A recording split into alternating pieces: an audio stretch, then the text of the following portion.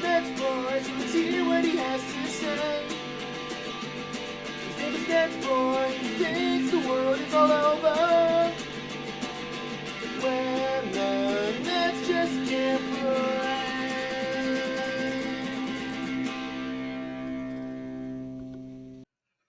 What up, Net fans? NetsBoy here, bring your latest in your Brooklyn Nets news. Well,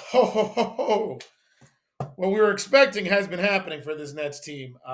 It's been 3 weeks almost since my last NetsBoy episode. It was right around New Year's, and I just kind of saw the stretch of games and didn't really see a good time to do an episode. But I felt with this little break that we have before Saturday's game, which I'm going to touch upon in a second, I thought this was a good time to do an episode and just to really see this Nets team as a whole since the D'Angelo Russell trade. And man, oh man, like I said, this Nets team is brutal. And it was interesting because in my last episode, I talked about how the Nets didn't make sense because I felt that by them trading for D'Angelo Russell, that on paper, this team was pretty much the same that it was prior to when the Nets traded Dennis Schroeder because I felt that D'Angelo Russell has a similar type of ability or similar type of talent as Dennis Schroeder. Like he's not the same type of player, but he's the same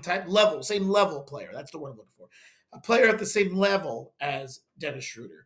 And we've seen it at times. The games in which he's played, we've seen D'Angelo Russell score over 20 a game, have at least 10 assists, and kind of playing in the flow of the offense and kind of taking a little bit of that Dennis Schroeder role. And I think we're going to see more of that moving forward.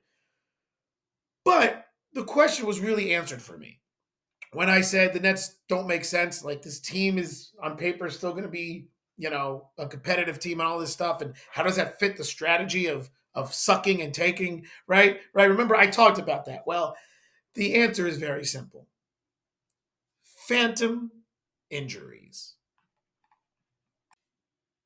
Now, before I explain what I mean by phantom injuries, I just want to do a little fun housekeeping first.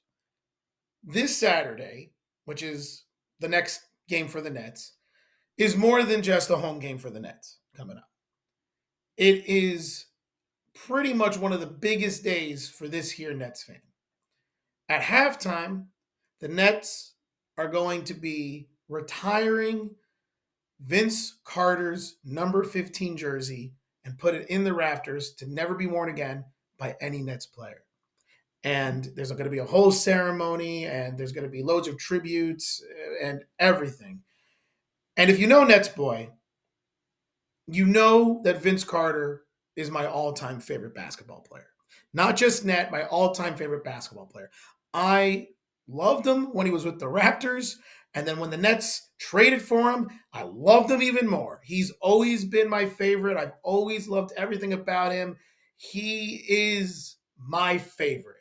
And I am happy to say that I did indeed get tickets to the game this Saturday, and I will be in attendance for the ceremony. So that's just a fun little thing I want to share with everybody because it means a lot to me as a huge Vince Carter fan. And a matter of fact,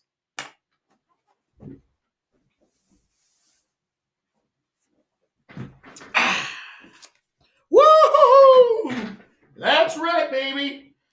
I got my vintage New Jersey Nets Vince Carter jersey. I got it for Christmas, and I've been holding out on it, and I got it specifically to go to the game this Saturday. Love it, love it, love it.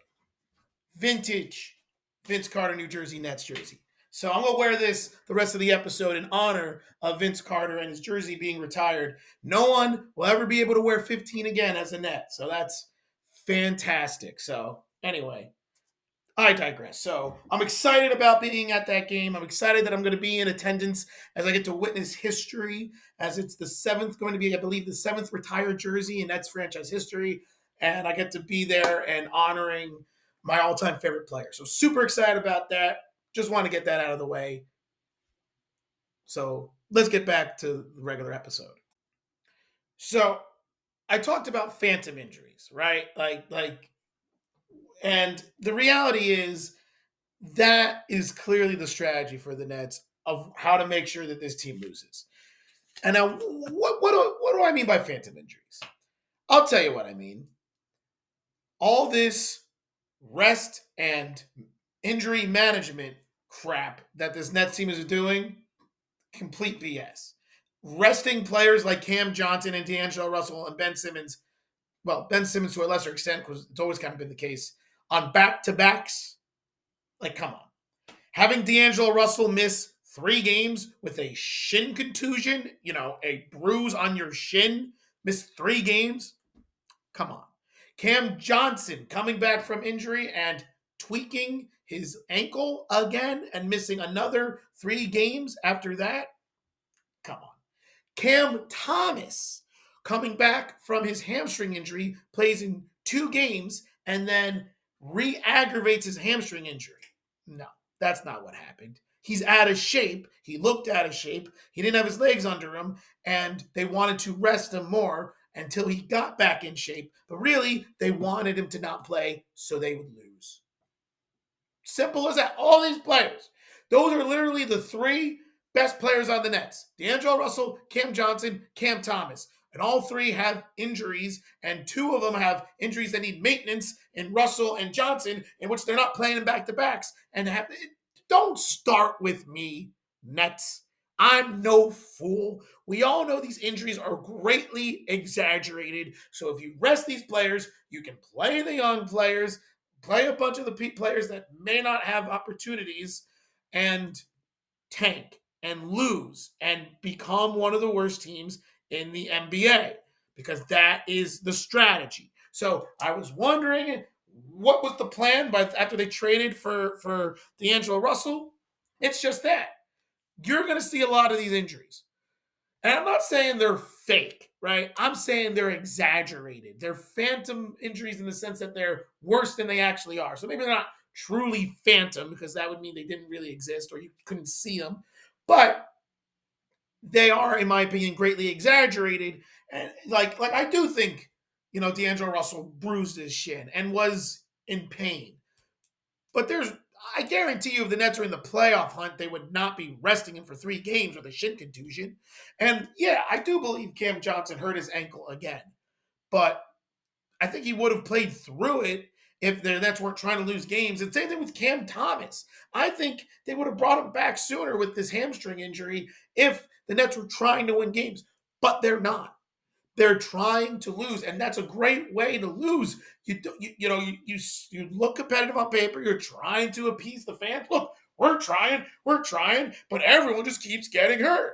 But I'm sorry, I'm not buying it. And I am excited because I do believe that this Saturday's game that I'm going to, the Nets should be relatively healthy.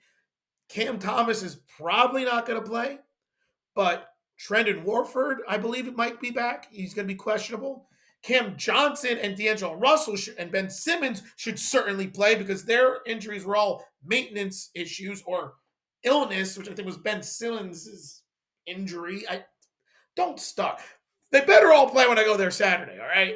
Everyone better play. Cam Thomas is the only one, and maybe Trendon Warford I'll give a pass, because they might actually be dealing with a little bit more severe injuries. But Cam Johnson, D'Angelo Russell, Ben Simmons, they better play. All right, Jordy. And like I said, it's just the strategy. It's clear as day that these injuries are being exaggerated. It's clear as day that the Nets just want to lose. And you know what? It's working, because the Nets are trash right now. I can't even stand to watch half these games. I mean, I'm not even going to even touch the Clippers game, in which the Nets set a franchise record for the worst loss in the history of the Nets organization. We're not even going to go down that rabbit hole right now, because that was just a joke. I mean, the players these Nets team is throwing out there and have playing and giving significant minutes and significant touches is just mind-bogglingly bad. And look, this is what we wanted, right? We wanted the Nets to tank. We wanted them to lose, but damn, it's been brutal. And the funny thing is, they're 14-31, which is pretty bad. but it's still, I think, the sixth worst record in the NBA. They're still not even a bottom five team yet. And it's just like, dang, like what do they got to do to suck even more? But it's just clear as day. That's what I mean by phantom injuries. That's what I mean by, their strategy of why they didn't make sense and how they're gonna, you know, still suck despite having a what I think is still a respectable team on paper. I really do. And I'm gonna really back this and stand firm on this idea that if the Nets put their full lineup out there and they had, Ben Simmons, Cam Thomas, Cam Johnson, D'Angelo Russell, Nick Claxton, if they're all playing and you got Clowney and Jalen Wilson and Zaire Williams and Trendon Walford and Dayron Sharp, and that's your rotation. And Keon Johnson, like I think this Nets team would be pretty competitive. I'm not saying they'd be a great team, but they'd be a respectable team. But with all these players being out with phantom injuries, team just sucks. But hey, it's giving it's giving loads of other players opportunities to play and earn some minutes and work on their skills. And one such player is the second half of this episode. His name,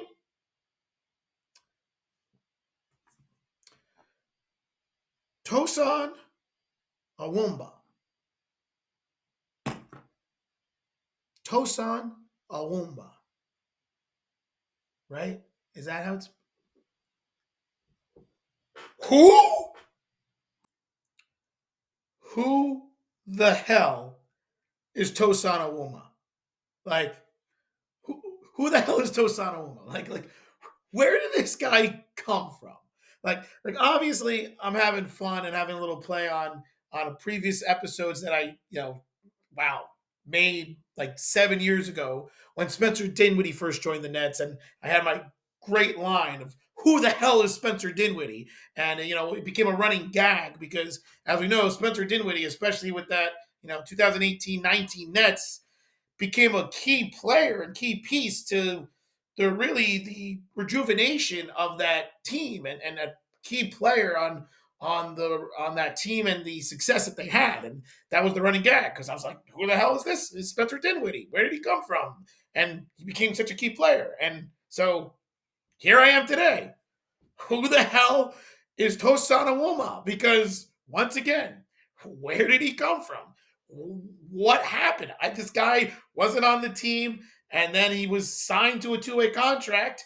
He played his college ball, I think, at Princeton, went undrafted, and he's from the United Kingdom, but never heard of him before. Wasn't even an invite in the summer league. All of a sudden, he's now playing like 25 minutes a game and becoming a focal point and a key piece of this current Nets roster. Like, what? Like, how? Like, huh? But look, the reality is, Tosan looks pretty good. Like, Tosan Evbomwan looks pretty good. He looks like a legit NBA player. He's got a good frame. I think he's 6'7". He's got a good stature. He's got a good presence. He's got an NBA body, and honestly, he has an NBA skill set.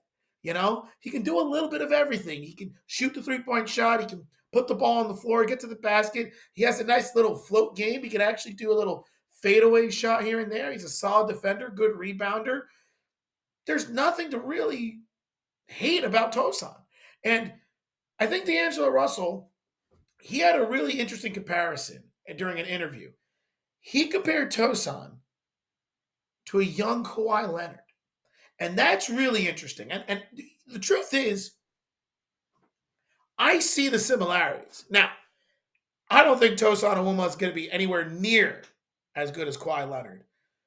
But they kind of have similar styles of how they play, especially when Kawhi first entered the league. And they're kind of out of the same mold, right? That kind of strong, versatile wing who can do a little bit of everything, who's not overly athletic, but still respectably athletic and still can do all the little intangibles and just make a mark on a game in a number of ways. And when D'Angelo Russell said that, I'm kind of like, I see it. And look, he's had his moments, Tosan. He's already had some big moments for this Nets team. And we see how much Jordy Fernandez and the Nets like him, that they're giving him at least 22 minutes a game and giving him opportunities to show what he can do. And look, he's 23 years old. Like I said, he played at Princeton College, so you know he's smart, and I just never heard of him before the Nets signed him. So that's why it's funny. But I do think that he could, niche out a solid NBA career. Now, I don't think I don't think he's going to be anywhere near Kawhi Leonard, like I said. But if he can become half the player that Kawhi Leonard is, that's a pretty solid player in the NBA, and that's set up for a solid 10-year career. And I think he could become a rotational piece for this Nets team beyond this year. Like when next year starts, and hopefully this Nets team has a new identity and new hope because they have a top draft pick and everything is all great and all this sucking was for a good cause. I can see Tosan being a key piece for the developmental Nets team in the future. And I think there's a lot of players on this Nets team that I can see that happening, and that's the whole point of this rebuild and this Nets team in this season. Giving these players like Tosan, like Tyrese Martin, like Keon Johnson, like, Zaire Williams and Noah Clowney and Jalen Wilson and maybe a little bit more Dariq Whitehead down the road, like giving these players opportunities to prove themselves and show that they could be on this team in the future and be NBA players. And honestly, all those players I just named, I do see a possibility of them being contributing pieces for the future. I don't know about Dariq Whitehead yet. He has a lot of talent and you can see it, but it's hard. He hasn't gotten consistent playing time, and we've only seen spurts of what he can do, and a lot of it has just been really inconsistent. So I don't know about him. Keon Johnson is a good athletic guard who has his moments. He's on that cusp of maybe being something. I think Tyrese Martin has the best chances of the two-way players and the G League regulars for to really make a mark on this Nets team in the future. Him, and then obviously Tosan Evbomwan probably has, in my opinion, the best chances of the G League players of really making a mark on this Nets team. So that's the point, though. And in the meantime, while these players are getting their opportunities, the Nets are going to suck, and we just got to be ready for it because this is what we asked for. So there you have it. So let me know what you guys think about everything. If you agree with me about these phantom injuries with this Nets team, if you think that they're just exaggerated so the Nets can put out a bad roster so they can lose some games. Let me know what you think about Tosan Evbomwan. If you agree with me, first off, where the hell did he come from? And secondly, if you think he could be a really good piece for this Nets team moving forward and a good young player, and you see the comparisons possibly to Kawhi Leonard, let me know what you guys think about everything. Let me know if maybe you're going to be at the game this Saturday, and if you see me, say hi. Be like, "Hey, NetsBoy, I'm one of your 7 viewers," and we'll have a fun little conversation, and it'll probably make my day. So if you happen to be at the game this Saturday and you see me, I'll pretty much be wearing exactly what I'm wearing now, except I probably won't be wearing the sunglasses, but I'll probably be wearing the Vince Carter jersey and the hat. Say hi. But let me know about everything.